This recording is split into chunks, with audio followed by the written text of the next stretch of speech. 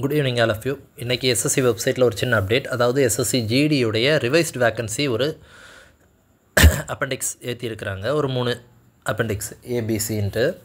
இதில் என்ன வேக்கன்சியாக சேஞ்ச் இருக்குது அப்படின்னு பார்த்தீங்கன்னா, டோட்டல் வேக்கன்சி ஒரு 46,617 இருக்கிற மாதிரி ஒரு அப்பெண்டிக்ஸ் சி இருக்குது. அதாவது அதில் மென் வேக்கன்சி 41,467, உமன் வேக்கன்சி 5,150, ஆக மொத்தம் 46,617 வேக்கன்சி இருக்கிறதா சொல்லி ஒரு அப்பெண்டிக்ஸ் இருக்குது. ஸோ இதை பார்த்ததும் நமக்கு அப்படியே டபுள் தி வேக்கன்சி வந்துருச்சு, நமக்கு ரொம்ப நல்லது தானா அப்படின்னு கேட்டிங்கன்னா, அந்த மாதிரி சந்தோஷப்படுற அளவுக்கு ஒர்த்தான விஷயங்கள் இந்த ரிவைஸ்டு வேக்கன்சியில் ஒன்றுமே இல்லை. ஏன் அப்படின்னா, நீங்கள் ரொம்ப சின்னதாக ஒரு வேக்கன்சி போட்டிருப்பாங்க.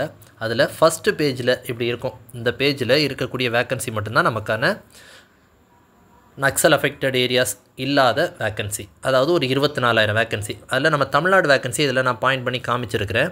தமிழ்நாடுக்கு வேக்கன்சி என்னென்னு பார்த்தீங்கன்னா, தமிழ்நாடு மேலுக்கு 1,105 மட்டும்தான் இருக்குது. அதே போல் நக்சல் அஃபெக்டட் டிஸ்ட்ரிக்ட் பார்த்திங்கன்னா கிட்டத்தட்ட 6,000 வேக்கன்சி ஆட் பண்ணியிருக்கிறாங்க.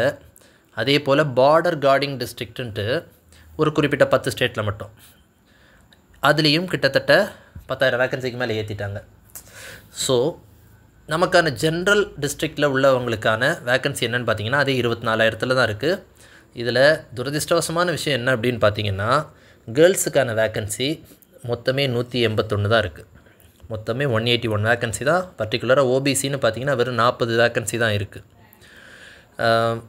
ஸோ இதனால் என்ன பெரிய இம்பேக்ட் வரும் அப்படின்னு பார்த்தீங்கன்னா, தமிழ்நாடு கட் ஆஃபில் எந்த ஒரு சேஞ்சும் இருக்காது. தமிழ்நாட்டில் உமன்ஸுக்கு வேணால் கொஞ்சம் கட் ஆஃப் ரைஸ் ஆகலாமே தவிர, மென்னுக்கெல்லாம் எந்த ஒரு பெரிய இம்பேக்ட்டும் இருக்காது. ஆஸ் யூஷுவல் இருக்கக்கூடிய அந்த 1,100 வேக்கன்சியோடு தான் நம்ம எக்ஸாமை ஃபேஸ் பண்ண போகிறோம்.